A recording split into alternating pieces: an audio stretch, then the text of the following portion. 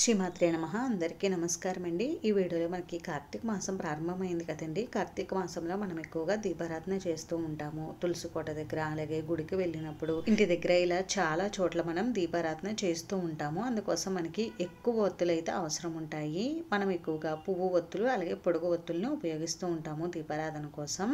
అందుకని నేను ఇక్కడ ఈ వీడియోలో పువ్వు ఒత్తుల్ని, అలాగే పొడుగు ఒత్తుల్ని చాలా సింపుల్గా, అసలు ఒత్తులు చేయడం రాని వాళ్ళు కూడా ఈజీగా చేసుకునే విధంగా నేను వీడియోలో అయితే మీకు చెప్తానండి. అందుకని వీడియోని ఎక్కడా కూడా స్కిప్ చేయకుండా చివరి వరకు చూడండి. ఈ ఒత్తులను తయారు చేసుకోవడానికి మనం పత్తిని అయితే తీసుకోవాలి. మనకి పత్తి పూజా స్టోర్స్లో లభిస్తుందండి. మనం ఈ ఒత్తులను తయారు చేసుకోవడానికి సీడ్స్ ఉన్న పత్తి అయినా తీసుకోవచ్చు, లేదంటే సీడ్స్ లేనివి కూడా మనకి అమ్ముతున్నారు, ఆ పత్తి అయినా తీసుకోవచ్చు. ఒత్తులు తయారు చేసుకోవడానికి సీడ్స్ ఉన్న పత్తి తీసుకుంటే ముందుగా సీడ్స్ అయితే తీసేసుకోవాలండి. పత్తిలో ఎక్కడ కూడా నలకలు, దుమ్ము లేకుండా ఉండేలా తీసుకోవాలి. ఇలా పత్తిని బాగా చేతులతో తీసుకుని పెట్టుకోవాలి.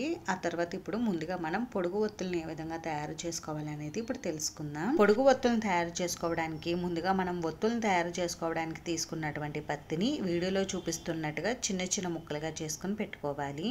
ఆ తర్వాత చీపురు పుల్ల సహాయంతో కానీ, లేదు అంటే అగరబత్తులు అందరి ఇంట్లో ఉంటాయి కాబట్టి అగరబత్తులపై ఉన్నటువంటి ధూపం వచ్చే పౌడర్ అంతా కూడా తీసేసుకుంటే మనకి ఇలా పుల్ల అయితే వస్తుంది. ఈ పుల్ల సహాయంతో మనం పొడుగు ఒత్తుల్ని చాలా సింపుల్ గా అయితే తయారు చేసుకోవచ్చు. ఇక్కడ వీడియోలో చూపిస్తున్నాను కదండి, ఏదైనా ఫ్లాట్ గా ఉండే పీట కానీ, ప్లేట్ కానీ తీసుకుని ఆ ప్లేట్ పై మనం ఒత్తు తయారు చేసుకోవడానికి తీసుకున్నటువంటి పత్తిని పెట్టుకుని, ఆ పత్తి పైన ఈ అగరబత్తుల పుల్లను పెట్టుకుని 2 సార్లు ఈ విధంగా ప్రెస్ చేసుకుంటూ అనుకుంటే మనకి ఒత్తి తయారైపోతుంది. ఆ తర్వాత చేతులతో ఈ విధంగా ఆ ఒత్తిని పుల్ల నుండి వేరు చేస్తే ఒత్తు చాలా సింపుల్ గా నీట్ గా అయితే వచ్చేస్తుంది. ఈ విధంగా మనం ఎన్ని వందల ఒత్తులైనా తయారు చేసుకోవచ్చు.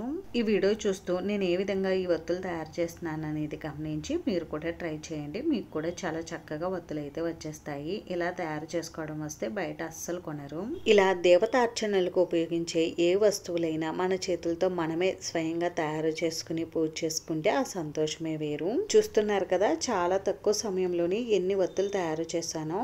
పూజ కోసం పొడుగు ఒత్తుల్ని ఈ విధంగా అయితే తయారు చేసుకోవాలండి. ఇప్పుడు పువ్వు ఒత్తుల్ని ఏ విధంగా తయారు చేసుకోవాలనేది చూపిస్తాను. ఇప్పుడు మనం సీడ్స్ తీసేసినటువంటి పత్తిని చేతులతో ఈ విధంగా బాగా అనుకుని, ఇప్పుడు ఈ పత్తిలోంచి కొద్దిగా పత్తిని తీసుకున్నట్టుగా పువ్వు ఒత్తులను అయితే తయారు చేసుకోవాలి. పత్తిని ఈ విధంగా తీసుకుని చూపుడు వేలు మధ్యలో పెట్టుకుని, ఆ తర్వాత చూపుడు వేలుని తీసేసి ఈ విధంగా కింద భాగాన్ని బాగా నలుపుకుని ఒత్తులు అయితే చేసుకోవాలి. ఈ ఒత్తిని తయారు చేసుకోవడానికి మనం ఆవు నెయ్యి కానీ, ఆవు పాలు కానీ, లేదు అంటే విభూతిని కానీ ఉపయోగించవచ్చు. మీరు ఇంకా ఒత్తిని పొడుగ్గా చేసుకోవాలనుకుంటే ఇంకో కొద్దిగా పొత్తిని తీసుకుని ఈ విధంగా నలుపుకుంటే మనకి పువ్వొత్తి ఈజీగా తయారైపోతుందండి.